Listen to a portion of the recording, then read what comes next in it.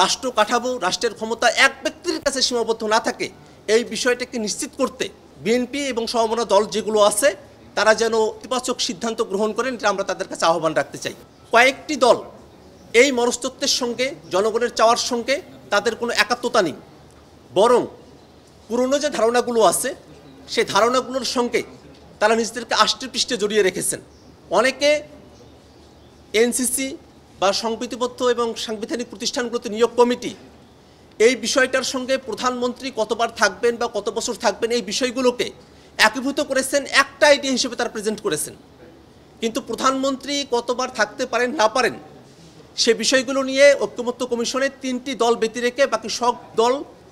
2 টার্মের কথা বা 10 বছরের কথা তারা কিন্তু একমতে তারা এসেছেন। কিন্তু আজকে যখন এই আলোচনা করা হলো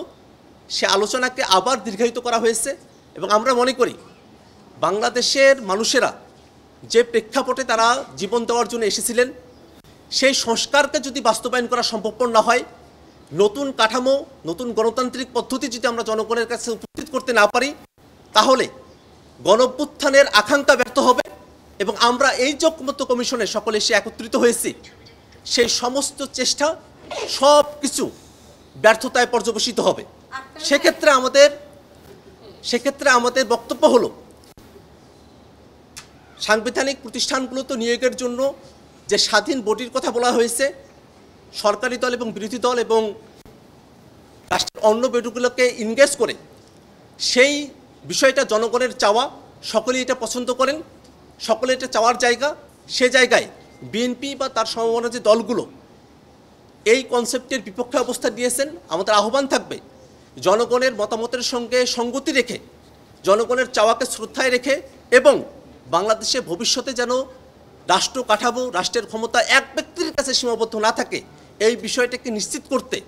গণতান্ত্রিক পরিবেশকে নিশ্চিত করতে বিএনপি এবং সমমনা দল যেগুলো আছে তারা যেন এনসিসির বিষয়ে অর্থাৎ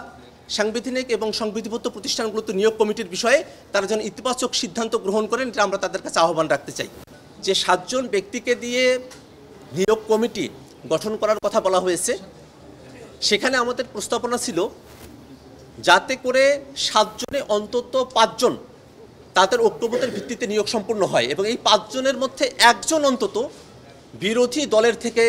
হওয়াটা বাধ্যতামূলক যেন থাকে, সেটার কথা আমরা বলেছি। তার মধ্য দিয়ে আসলে এক ডায়ালগের পরিস্থিতি তৈরি হবে এবং রাজনৈতিক যে দলগুলো আছে সরকারি এবং বিরোধী দল তাদের মধ্যকার একটা মেলবন্ধনের মধ্য দিয়ে নিরপেক্ষভাবে সাংবিধানিক প্রতিষ্ঠানগুলোতে নিয়োগ কার্য সম্পূর্ণ করা সম্ভব হবে।